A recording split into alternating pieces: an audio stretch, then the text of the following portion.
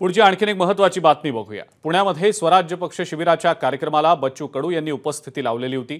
माजी खासदार संभाजीराजे छत्रपती आणि आमदार बच्चू कडू यांच्यात आगामी विधानसभा निवडणुकीच्या पार्श्वभूमीवर चर्चा झाल्याची प्राथमिक माहिती मिळते। दरम्यान शेतकरी आणि दिव्यांगांच्या प्रश्नावर बच्चू कडू मुख्यमंत्र्यांची भेट घेणार आहेत आणि यावर सकारात्मक निर्णय न झाल्यास तिसऱ्या आघाडीचा निर्णय आम्ही घेऊ अशी प्रतिक्रिया बच्चू कडूंनी दिलेली आहे। त्यांच्या या वक्तव्यामुळे अनेकांच्या भुवया देखील उंचावल्या। बच्चू कडू आपल्या सोबत आहेत। बच्चू कडूजी, काय सांगाल? एकूणच आपण तिसऱ्या आघाडीची भूमिका घेणार असल्याची माहिती मिळते, काय सांगाल?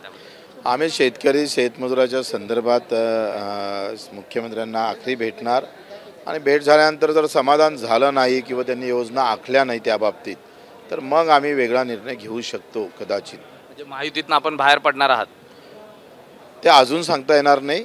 मुख्यमंत्र्याच्या अंतिम भेटीनंतर मग ठरवू।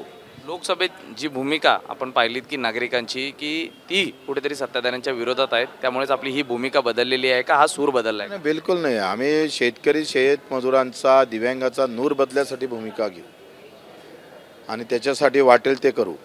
आपण मागील अनेक दिवसांपासून महायुतीत नाराज आहात आणि यामुळे याचाच फटका कुठेतरी विधान परिषदेच्या निवडणुकीत होईल का? विधान परिषदेला बिलकुल फटका बसणार नाही। आम्ही मुख्यमंत्र्याचा कॉल घेऊन त्यांच्यानुसार काम करू। तिसऱ्या आघाडीत जवळपास किती जण आता आपल्या सोबत असणार आहेत? कुठल्या पक्षांसोबत चर्चा सुरू आहे? आमचं म्हणणं असं आहे का मुद्दे पहिले एकत्रित झाले पाहिजे। कोण एकत्र येतो याच्यापेक्षा मुद्द्यावर एकत्र होणं गरजेचं आहे आणि मुद्दे हे शेतकऱ्यांच्या, मजुरांच्या आणि दिव्यांगाच्या संदर्भात जर याबाबत जर सगळे एकत्र बसत असेल तर मग आम्ही तो निर्णय घेऊ शकतो। हे सरकार योजना आणतंय, घोषणा करतंय, 5,500 कोटी रुपये जाहिरातीवर खर्च करतंय, मात्र प्रत्यक्षात शेतकऱ्याच्या हातात काही नाही आहे। बच्चू कडू या संदर्भात कधी उपस्थित करणार आहेत मुद्दा? आमचं विधान परिषद सभामध्ये आता मी बोलणारच आहो की तुम्ही योजना नवीन आणल्यापेक्षा शेतीमालाला भाव का देत नाही, दुधाचे भाव दर का वाढवले नाही, तुमचं भेसळयुक्त दूध का थांबत नाही, अजूनही अपंगांचे पैसे, दिव्यांग बांधवाचे पैसे 3-3 महिने भेटत नाही, ठिंबक तुषार योजनेचे पैसे वर्ष भेटत नाही। या सगळ्या संदर्भात कष्ट करणाऱ्याच्या बाजूनं काय, जो मेहनतीनं जगतं, श्रममूल्य जपल्या गेले पाहिजे देशामध्ये।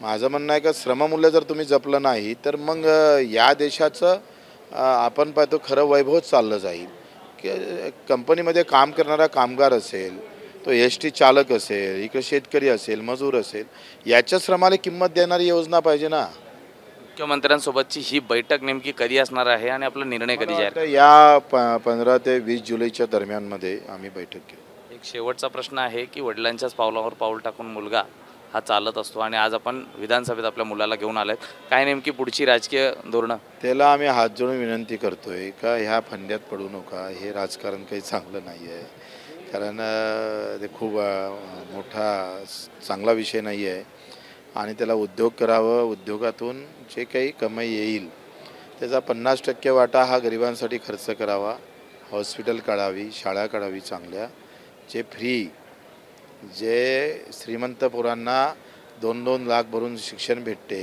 ते शिक्षण आमच्या ग्रामीण भागातल्या शेतकऱ्यांच्या मजुरांना भेटलं पाहिजे, याच्यासाठी पावलं टाकली पाहिजे।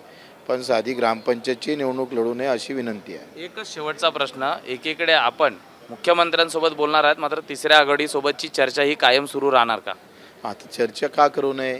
राजकारणी आहे मी काही कलेक्टर थोडा आहे, मी राजकारणी आहे, मी चर्चा करणारच सगळ्यांसोबत। धन्यवाद सर आमच्याशी बातचीत केल्याबद्दल। व्हिडिओ जर्नलिस्ट अनिलसह मी सूरज सावंत, ABP माझा, मुंबई। नमस्कार। मन शुद्ध तुझं ही वेगळ्याच प्रकारची मालिका तुम्हा सगळ्यांना खूप आवडली होती। याचा दुसरा सीझन कधी येणार अशी विचारणा झाली। प्रतीक्षा संपली आहे मित्रांनो, येतोय मन शुद्ध तुझंचा दुसरा सीझन। होई मन